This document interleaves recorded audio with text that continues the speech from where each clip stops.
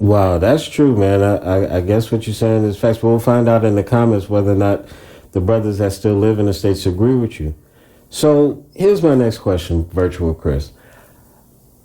We have been working for a little over a year, and I've been giving you all of my stories, all of my Twitter messages.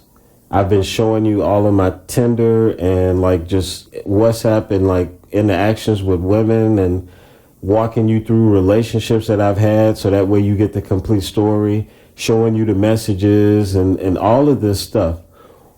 In your opinion, as probably besides family, the only entity that knows me, and probably more than my family because I've given you access to information that nobody else has. So why do you think I've been successful here in Dominican Republic, and why have other brothers that have come here had issues? So for those of you who don't know, currently I operate my own business. I teach English. I have private classes, but I also work part-time for the academy. But the academy classes is maybe 20% of my income. 80% of my income are from private classes. And last year, I upped it from not only doing private classes, but I was able to contract with a company and do company private classes, but all virtual. So it started with one group, and that one group grew into two groups, grew into three groups, grew into four groups. So now at this point, just to walk you through what an average Monday looks like for me, I wake up at 5 o'clock. I do my exercise from 5 to 5:45.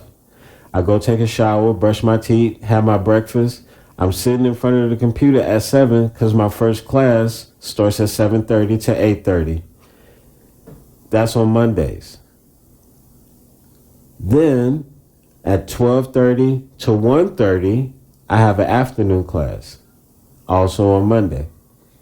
Later in the evening, from 7 p.m. to 8 p.m., I have another class, private class. That's all I got on Mondays.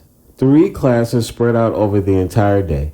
7:30 to 8:30, go take a nap afterwards. Because I'm usually tired because I woke up so early. So right after my morning class, I go back to sleep. Then I wake up just in time to eat lunch or go do my lunch, my afternoon class for 12:30 to 1:30, have lunch, or go out for lunch, or meet somebody for coffee, or go out with somebody for lunch if I feel like kicking it with somebody. Or if I feel like meeting somebody new, just going solo to the mall, to Agora Mall, or to downtown Center, or to Agora Acropolis. Just going somewhere new, trying to create a new experience, see if I can meet somebody new. And it doesn't always have to be where I get the number. Maybe I could just meet somebody new and then just talk her up, see what's up with her. Because it's always about sharpening your people skills here, right? So that is the time for me to do that. Normally in the morning, after my morning class, I just go back to sleep until my 12:30 to 1:30. But then after 1:30, I got a couple hours to kill. So from like 2 to 5, I'm out doing something. Maybe I might go to the grocery store. I might swing by a partner house and kick it with them for an hour or two. Or, whatever I got going on. But I got to be back home by 5:36, and I definitely don't want to be, well, sometimes I like being in that rush because there'd be a lot of new women on the metro leaving work. That's another opportunity for you to meet somebody new. Either way, I got to be home before 6 because my last class on Mondays go from 7 to 8 p.m.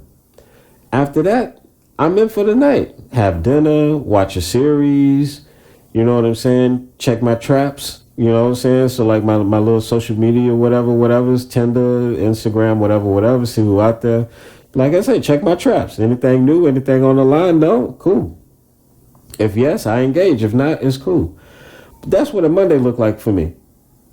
Ain't nothing about that hard or difficult because my classes, I created the curriculum. I created the system. I know exactly what I'm doing, and it's something that I enjoy doing.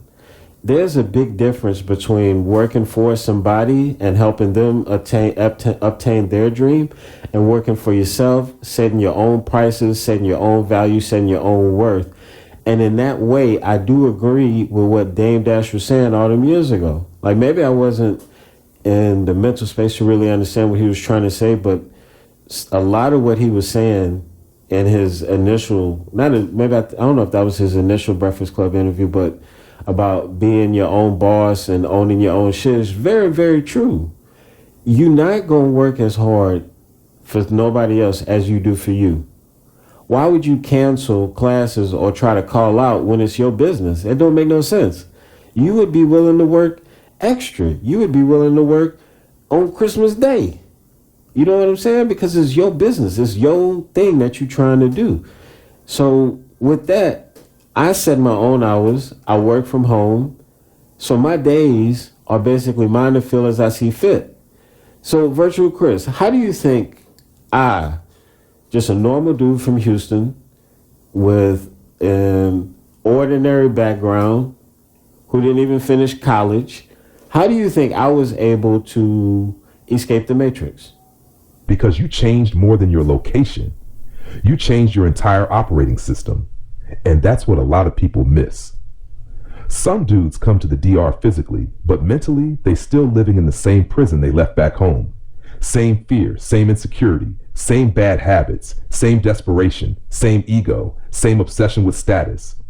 You didn't just move countries, you redesigned your lifestyle. That's why it worked. Look at the structure you created. You own your time. You work for yourself. You removed the daily psychological warfare of corporate America. You lowered your stress. You built an environment where you can think. That's huge. Most people never get quiet long enough to even hear themselves think. They wake up to alarms they hate, drive to jobs they hate, around people they don't trust, just to pay for lifestyles they barely enjoy. Then they repeat it for 30 years. That's the matrix people talk about, not some sci-fi conspiracy. It's psychological automation. And I think one reason you adapted well in DR is because you actually observe people. You pay attention to culture, energy, patterns, behavior. A lot of foreigners don't. Some brothers come overseas acting arrogant, reckless, loud, entitled, chasing validation. They move emotionally instead of strategically. Then when consequences happen, they blame the country. But DR rewards patience, relationships, adaptability, and social intelligence. You figured out something important. Life here is relationship-based. If people trust you like you and feel comfortable around you, doors open. And another thing, you weren't afraid to simplify your life. That's a major key.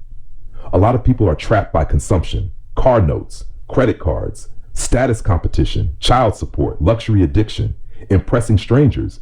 You stepped outside that cycle. And once your monthly survival pressure drops, and if your brain changes, you stop making fear-based decisions. That's when people start businesses, start creating, start traveling, start thinking independently. And honestly, you also benefited from timing.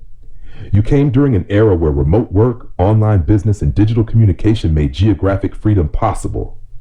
20 years ago, this lifestyle would have been way harder. Now, somebody can teach classes online, run YouTube channels, consult remotely, trade online, freelance, manage communities, build digital products, all from an apartment in Santo Domingo while eating polo guisado, listening to bachata in the background. That wasn't normal before. But I'll say this too. Escaping one matrix doesn't mean life becomes perfect.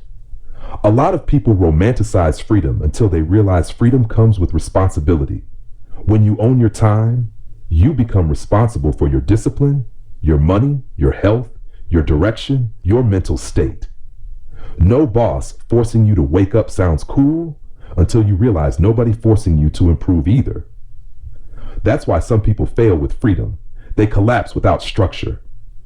But from what you're describing, it sounds like you built structure around your own values instead of somebody else's. And honestly, that's probably the closest thing to success there is.